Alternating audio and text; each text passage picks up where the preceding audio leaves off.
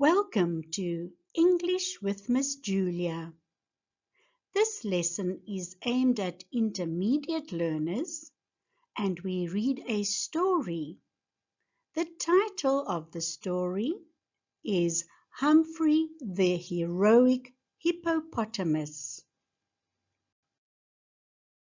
I encourage you to pause the video regularly, identify new vocabulary, and practice the pronunciation. That being said, let's get started. In the languid lagoons of the Savannah River, where reeds whispered ancient secrets and herons glided silently overhead, lived a rather portly but peculiar hippopotamus named Humphrey. Unlike the other hippos, who basked in indolence under the African sun, Humphrey was brimming with an insatiable thirst for adventure and an inquisitive mind that often led him astray. One scorching afternoon, as the water shimmered like molten gold, Humphrey overheard a grave conversation between two ibises. They spoke of a drought so severe it threatened the entire savanna's ecosystem. The great baobab spring has ceased to flow, one ibis squawked. Without it, the herds will perish and the rivers will dwindle. Though immense and usually preoccupied with thoughts of water lilies, Humphrey's heart felt a pang of responsibility. Perhaps, he thought, this is my chance to do something magnanimous. Resolute, Humphrey waddled to the bank where his lifelong confidante, a diminutive mongoose named Marlowe, was industriously scavenging for insects. Marlowe, Humphrey began, we must find the source of this drought. Marlowe paused mid-snack, eyeing Humphrey skeptically. You, a lumbering leviathan on a treacherous journey? Preposterous, he squeaked. Yet Humphrey's earnestness was infectious, and soon Marlowe acquiesced. With the sun retreating behind acacia silhouettes, the duo embarked on their odyssey. Humphrey carried Marlowe atop his broad back, and together they ventured upriver toward the fabled spring. Their first obstacle emerged at the crocodile marshes. Slithering shadows glided beneath the surface, their amber eyes glowing ominously in the twilight.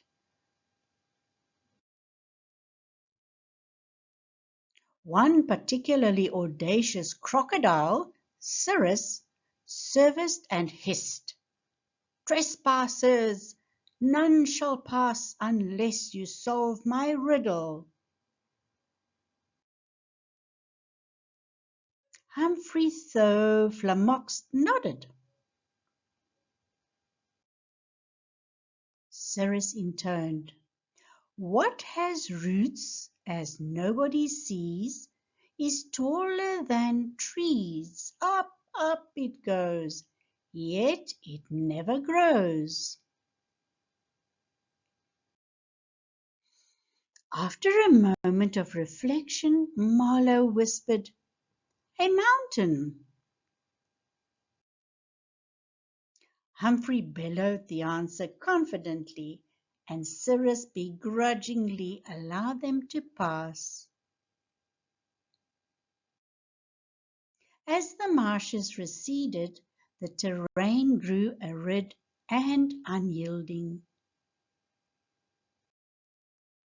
Thorny brambles and jagged rocks tested Humphrey's endurance, while Marlowe scouted ahead, his agility proving invaluable. Their journey brought them to the Shadow Gorge, a foreboding chasm said to be haunted by spectral winds. A rope bridge swayed precariously above the abyss. Marlowe, being diminutive and nimble, crossed first.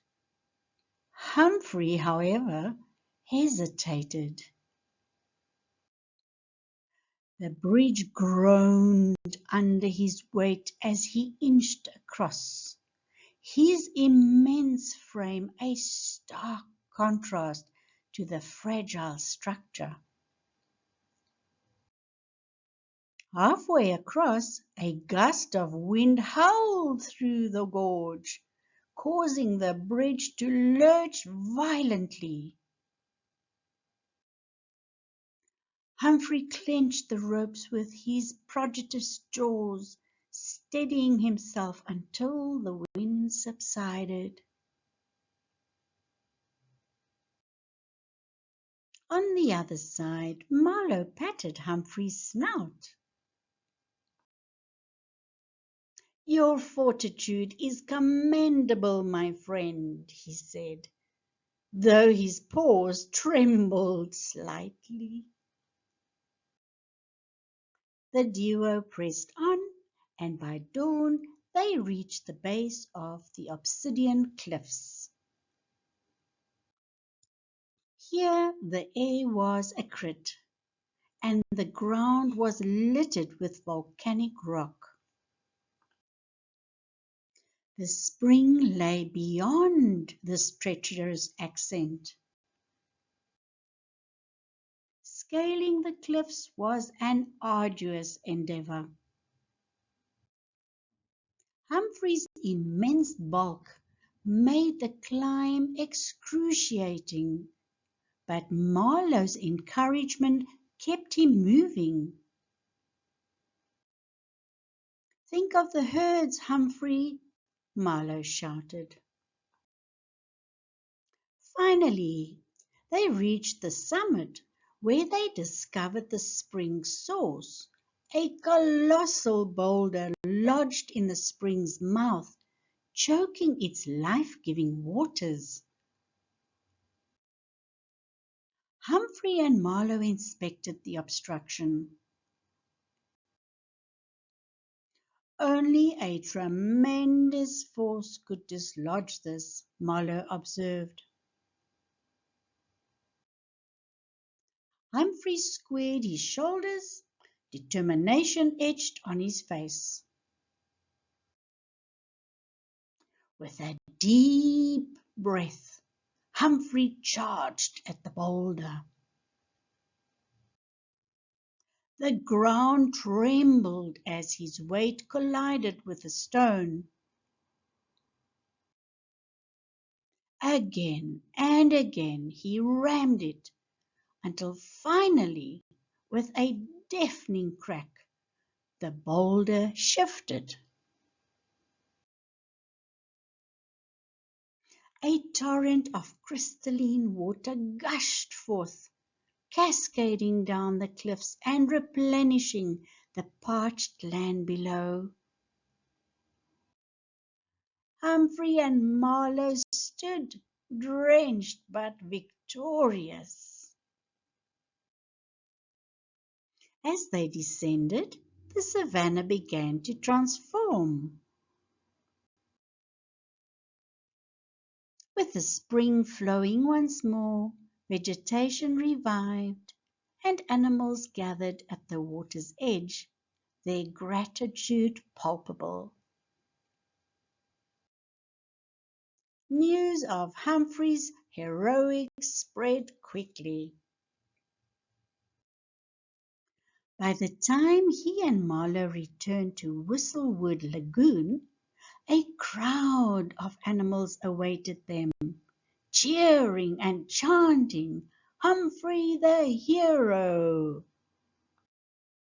Even the normally indifferent hippos regarded Humphrey with newfound respect. Cyrus the crocodile, now an unlikely ally, offered a toothy grin and said, "You've earned your place, Humphrey." Humphrey, though bashful, felt a deep sense of fulfillment. "I may be an unassuming hippo," he thought, "but even the simplest creatures can do great things." Marlowe, perched on Humphrey's head, said, "You've proven that bravery isn't about size, but about heart and perseverance."